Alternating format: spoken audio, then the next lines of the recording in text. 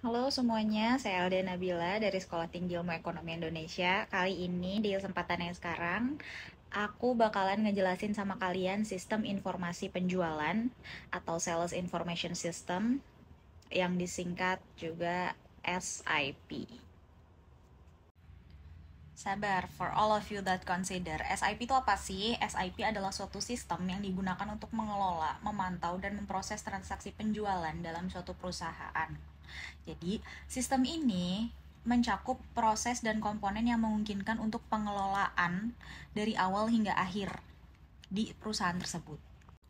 Namanya aja udah sistem informasi penjualan ya. Jadi definisinya itu sebenarnya sistem yang mengintegrasikan berbagai elemen termasuk pencatatan transaksi, kemudian ada manajemen stok, pemrosesan pesanan, kemudian pelacakan penjualan.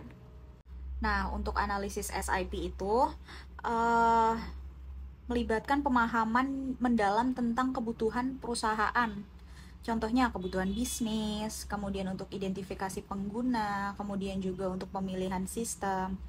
Jadi itu sangat sangat berpengaruh ya untuk merancang sistem yang tepat untuk memenuhi kebutuhan bisnis yang merupakan perangkat lunak yang sudah ada di pasaran atau pengembangan sistem khusus sesuai dengan kebutuhan. Proses di SIP atau sistem informasi penjualan itu ada pencatatan penjualan, pasti dong.